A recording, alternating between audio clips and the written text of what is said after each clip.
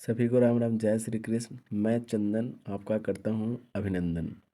मेरे इस YouTube channel पर आप सभी का तहे दिल से स्वागत है। ठीक है, आज हम संविधान सभा से जितने भी समितियाँ हैं ना, वो सभी समितियों को हम पढ़ेंगे और फुल्ली डिस्कशन के साथ मैं सभी समितियों को याद करूँगा। ठीक है, तो चलिए आज का जो हम टॉपिक स्टार्ट करने से पहले एक मोटिवेशनल कोट के साथ शुरुआत करते हैं। मेरा मोटिवेशनल कोट क्या है कि अगर लोग आपसे खुश नहीं हैं तो परवाह मत करो।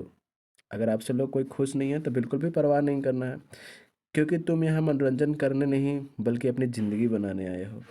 तो अगर आपको लगता होगा कि हमसे कोई नाराज़ हैं तो बिल्कुल भी उदास नहीं होना है। आप जिस रफ्तार से अपने लक्ष्य की ओर दौड़ रहे हैं, दौड़ते रहिए।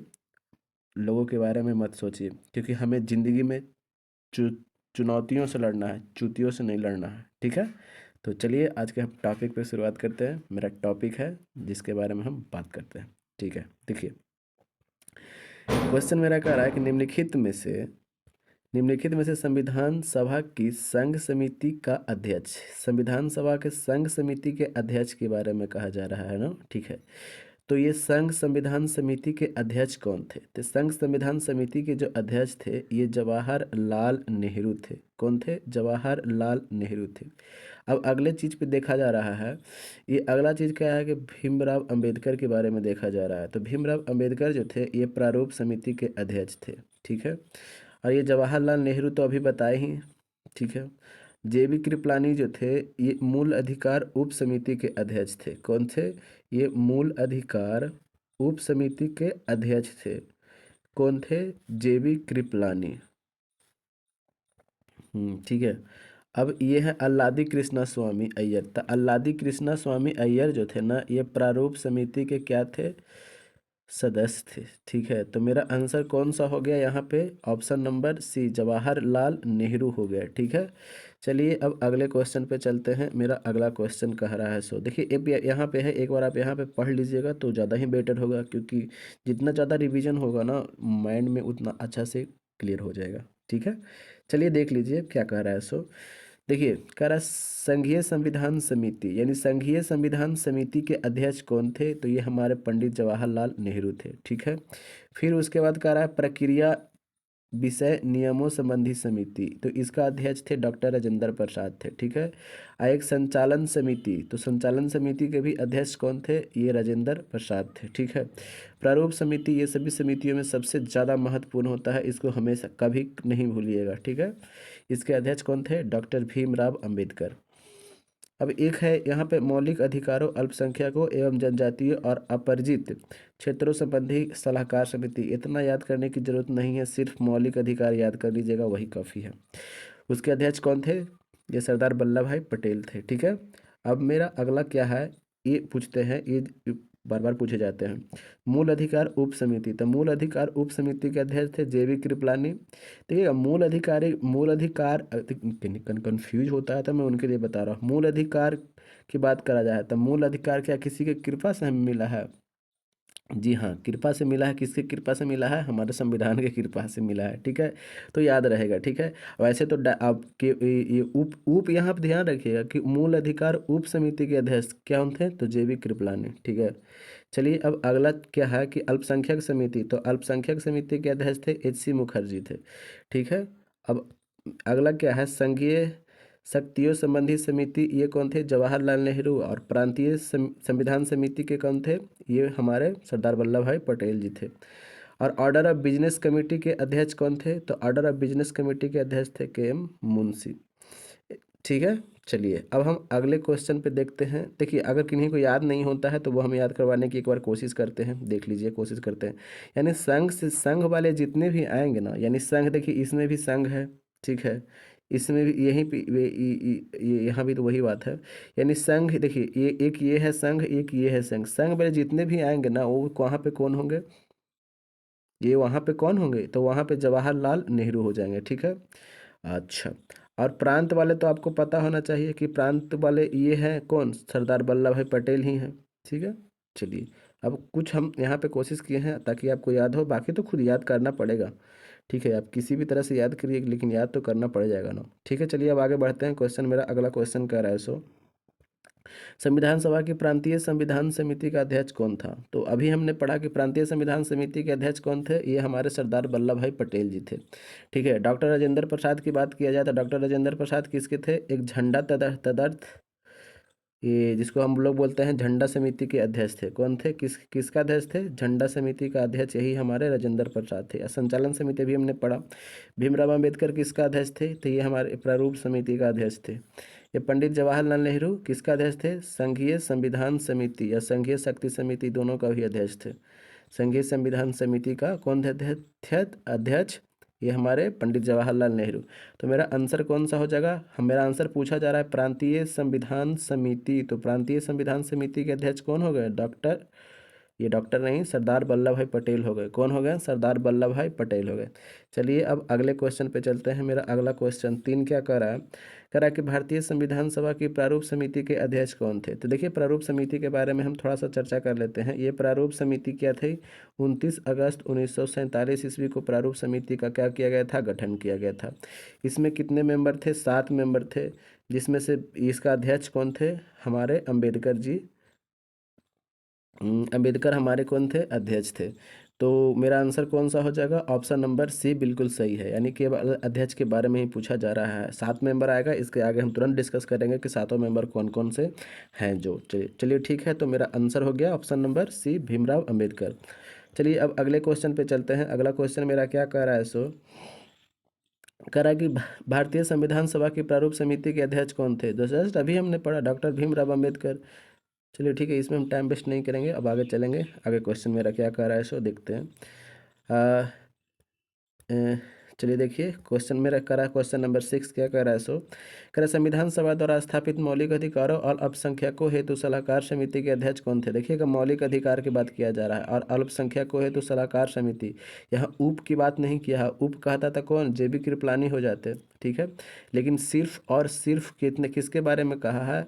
मौलिक अधिकारों अल्पसंख्यकों हेतु समिति। ये तो हमारे कौन थे? ये सरदार वल्लभ भाई पटेल थे। इसके पहले आप वो जो डाटा है ना, वो डाटा को एक बार आप देख लीजिएगा, याद कर लीजिएगा, या आप पहले भी तो याद किए होंगे। चलिए देखिए मेरा आंसर कौन सा हो जाएगा? ऑप्शन नंबर बी बिल्कुल सही है, सरदार वल्लभ भाई पटेल। चलिए ठीक है, अब अगले क्वेश्चन पे चलते हैं। क्वेश्चन नंबर 7 मेरा क्या कर रहा है सर? डॉक्टर भीमराव अम्बेडकर की अध्यक्षता में संविधान सभा की प्रारूप समिति में कितने अन्य सदस्य थे? अन्य सदस्य के बारे में बात किया जा रहा है, ठीक है ना, यानी भीमराव अम्बेडकर को यहाँ पे नहीं लीजिएगा। ठीक है, तो भीमराव अम्बेडकर को बिल्कुल नहीं लेना है। तो हम प्रारूप समिति की अब चर्चा करते हैं। देखिए ये प्रारूप समिति है ना, ये प्रारूप समिति का जो स्थापना हुआ था, ये प्रारूप समिति का जो स्थापना हुआ था ना, ये हुआ था 29 अगस्त 1947 ईस्वी को। 29 अगस्त कब हुआ था? 29 अगस्त 1947 ईस्वी को। इसमें कितने मेंबर थे? 7 मेंबर थे। तो ये किन किन के बारे में पूछा जा रहा है? इनके बारे में पूछा जा रहा है कि भीमराव अंबेडकर के अलावा, तो भीमराव अंबेडकर के अलावा कितने हो जाएंगे? 6 व्यक्ति हो जाएंगे। तो ऑप्शन नंबर मेरा क्या हो जाएगा? सी बिल्कुल सही हो जाएगा। देखिए ऑप्शन ए पे ही सात सात दिया गया है, लेकिन ध्यान से क्वेश्चन पढ़िएगा, क्योंकि क्वेश्चन थोड़ा सा भी आपका नज़र हटा, आप क्वेश्चन गलत कर दीजिएगा और बहुत लड़के से पीछे हो जाइएगा। लेकिन ध्यान रखिएगा, पीछे नहीं होना, ठीक है। बहुत मेहनत करके आप यहाँ पे पहुँचे हैं। चलिए अब अगले क्वेश्चन पे बढ़ते हैं। अगला क्वेश्चन मेरा क्या कह रहा है सो खैर निम्नलिखित में से कौन प्रारूप समिति के सदस्य थे? देखिए अब प्रारूप समिति के सदस्य के बारे में चर्चा किया जा रहा है, तो हम सब सदस्य के एक बार देख लेते हैं। देखिएगा प्रारूप समिति के देखा जा रहा है, तो प्रारूप समिति के अध्यक्ष कौन थे? ये तो सभी को अब उतना दिन से पता होना चाहिए। देखिएगा, चलिए देख लेते हैं, अब हम सभी यहाँ पे देख लेते हैं। ये स्थापना का हुआ था, तो 29 अगस्त 1947 ईस्वी को प्रारूप समिति का क्या हो गया था? गठन हो गया था। ठीक है, चलिए देखिएगा इसमें कौन कौन थे। सबसे पहले तो कौन थे? अम्बेडकर थे। कौन थे? अम्बेडकर जी थे। ये अम्बेडकर ही क्या थे? ये अध्यक्ष थे। ठीक है, ये तो सभी को याद है। चलिए फिर उसके बाद था गोपाल स्वामी अयंगर थे। गोपाल स्वामी अयंगर। फिर उसके बाद कौन थे? अल्लादी कृष्णा स्वामी अय्यर। अल्लादी कृष्णा स्वामी अय्यर। ठीक है, फिर उसके बाद कौन थे? मोहम्मद सादुतुल्ला। मोहम्मद सादुतुल्ला। फिर उसके बाद कौन थे? ये के एम मुंशी। फिर उसके बाद कौन थे? एन माधव राव। एन माधव राव। फिर उसके बाद कौन थे? टीटी कृष्णामाचारी। चलिए देखिएगा, ये सातों मेंबर सभी को याद होना चाहिए। अगर याद नहीं करिएगा तो फिर सरकार आपको नौकरी क्यों देगी? जो ज़्यादा याद करेगा या जो ज़्यादा तेज होगा उसी को ना देगी। चलिए ठीक है, देख लीजिए एक बार कि प्रारूप समिति का अध्यक्ष कौन था। तो प्रारूप समिति का अध्यक्ष हमारे भीमराव अंबेडकर जी थे। इसका गठन कब हुआ था? तो 29 अगस्त 1947 ईस्वी को हो गया था। इसमें मेंबर सबसे ज़्यादा इंपॉर्टेंट है, मेंबर को ध्यान रखिएगा। ठीक है, देखिए देखिए, पहला मेंबर कौन थे? गोपाल स्वामी अयंगर जी थे। ठीक है। फिर दूसरा कौन थे? अल्लादी कृष्णा स्वामी अय्यर थे। फिर उसके बाद मोहम्मद सादुतुल्ला थे। ठीक है। फिर उसके बाद के एम मुंशी थे। फिर उसके बाद एन माधव राय थे। फिर उसके बाद टीटी कृष्णा मचारी थे। 7 गो मेंबर हो गया ना।